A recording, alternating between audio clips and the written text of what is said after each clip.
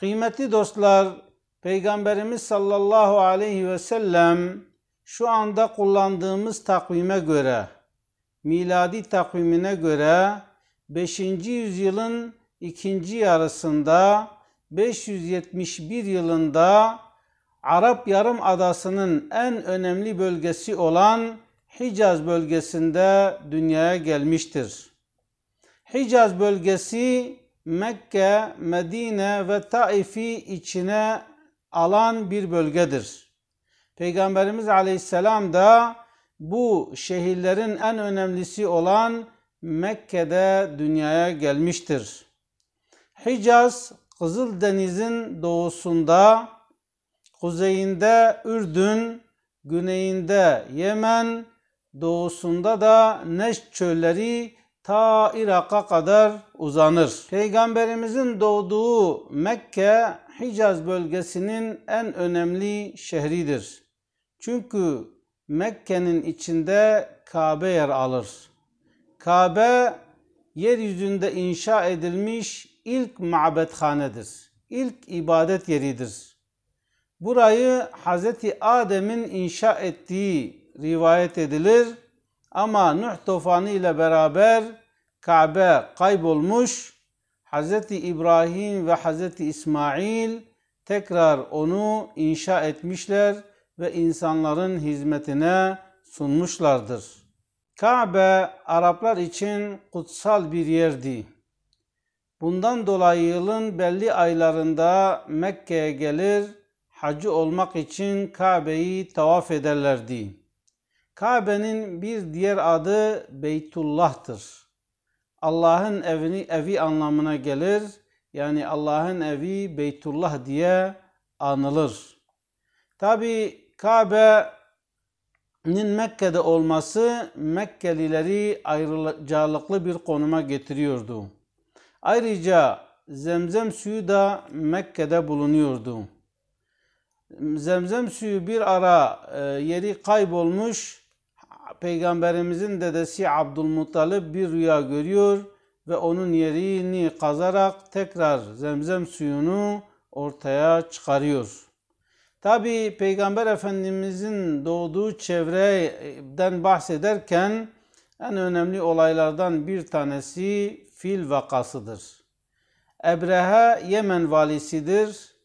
Arapların Kabe'yi ziyaret ettiğini görünce o da büyük bir mabet yapar ve insanların o mabede gelmesini ister. Tabi insanlar o mabede gitmeyince Ebrehe ordusuyla birlikte Mekke'ye gelir. Mekke'deki Kabe'yi yıkmak ister.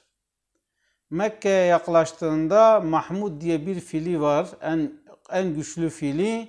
Bu fil Mekke'ye girmek istemez ama Yemen tarafına çevrildiğinde Yemen'e hızlıca gider. Bu arada kuşlar sürü halinde, ebabil dediğimiz kuşlar sürü halinde o ordunun üzerine taş yağdırırlar ve o taş kime değerse ya ölür ya da yaralanırdı. Ebrehe yaralı bir halde Yemen'e döner ve orada ölür. İşte Peygamber Efendimiz dünyaya gelmeden 52 gün önce bu olay meydana gelmiştir.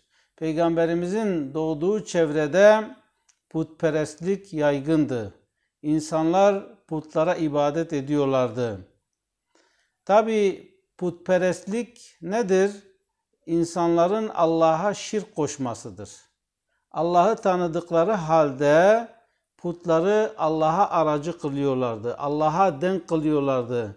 Bunlar bizim için şefaatçi olacak diyorlardı. Allah'a ortak koştukları için kendilerine müşrik denmiştir. Bir insan Allah'a ortak koşarsa ona müşrik denir. Yaptığı fiile de şirk denir. İşte Mekke toplumu putperestlerden meydana geliyordu.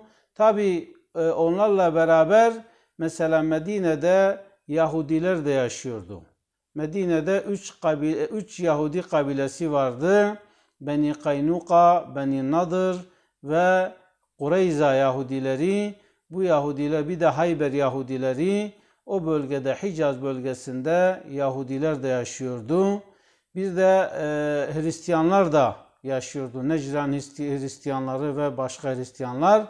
Hristiyanlar da yaşıyordu. Bir de Hz. İbrahim'in tevhid inancına inanan kişilere de Hanif diyorlardı. Hanif, hakka meyleden kişi anlamında putperestler de vardı, Hristiyanlar da vardı, Yahudiler de vardı ve Hz. İbrahim'in dini olan tevhid dinine de bağlı olan insanlar vardı. Peygamber Efendimizin yaşamış olduğu çevrede o zamanlarda çok ahlaksızlıklar vardı. Yani kumar, içki, zina, tefecilik, adam kayırma, kabile asabiyeti, bunların tamamı vardı. Bu da cahiliye döneminin adetlerindendi. Ayrıyeten kadınlara hiçbir hak verilmiyordu. Miras payından mahrum bırakılıyorlardı. İstedikleri gibi evlenip istedikleri gibi boşanıyorlardı. Bir de kız çocukları diri diri toprağa gömülüyordu. Kız çocuğu doğduğu zaman babanın yüzünde bir ekşime olur, rahatsızlık olur. İnsan arasına çıkmazlardı. Bu da cahiliye döneminin bariz özelliklerinden bazılarıdır. Peygamber Efendimiz dünyaya geldiğinde Arap Yarımadası'nda böyle durumlar mevcuttu. Peygamberimiz sallallahu aleyhi ve sellem işte böyle bir ortamda miladi 571 yılında Mekke'de dünyaya gelmiştir. Peygamberimiz sallallahu aleyhi ve sellem Kureyş kabilesine mensuptur. Kabilesinin adı Kureyş'tir. Babasının adı Abdullah'tır. Annesinin adı Amine'dir. Peygamber Efendimiz'e ilk süt veren Ebu Leheb'in cariyesi Süveybe'dir. İlk Peygamber Efendimiz'e süt veren kadın, süt anne Süveybe'dir. Daha sonra Peygamberimiz sallallahu aleyhi ve sellem 4 yıl boyunca süt annesi Halime'nin yanında kalacak. Süt babasının ismi Haris'tir. Peygamber Efendimiz'in ebesinin ismi Şifa Hatun'dur. Peygamber Efendimiz'in dedesinin ismi Abdülmuttalip'tir. Son olarak Peygamberimiz sallallahu aleyhi ve sellemin peygamberliğinden önceki döneme cahiliye dönemi denir. Cahiliye döneminde dini durum, insanlar Allah'a şirk koşuyordu. Yani müşrikler vardı, putperestler, Hristiyanlar, Yahudiler, Mecusiler ve Hanif, yani Hz. İbrahim'in tevhid dinine bağlı olan insanlar mevcuttu. Dini yapı bu şekildeydi. Sosyal durum ise kabilecilik yaygındı. Herkes kabilesine mensup olan kişiyi desteklerdi, onu kollardı. Haklı olsun, haksız olsun buna hiç bakmazlardı. O toplumda kölelik yaygındı. Yani köleler alınıp satılıyordu. Kölelik yaygındı. Bir mal olarak, bir meta olarak kullanılıyorlardı. İnsanların kölelikten kurtulabilmesi için 2 yol vardı. Bir, ya sahibi onu azat edecek, onu özgürleştirecek veya sahibiyle bir pazarlığa girişecek. Buna da mukatebe denir.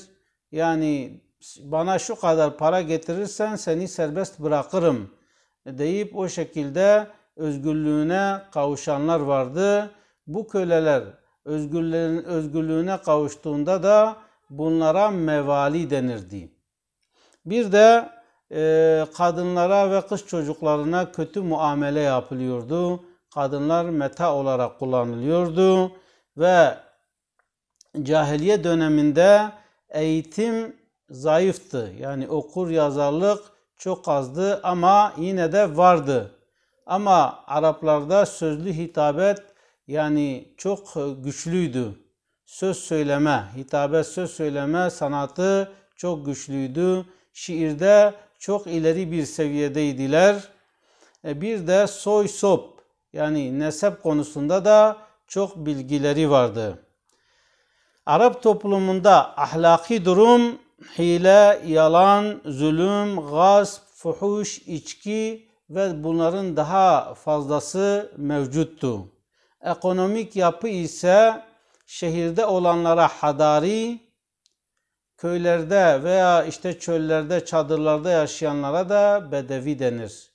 Bedeviler hayvancılıkla uğraşır, şehirde yaşayan hadariler ise tarım ve ticaretle uğraşırlardı.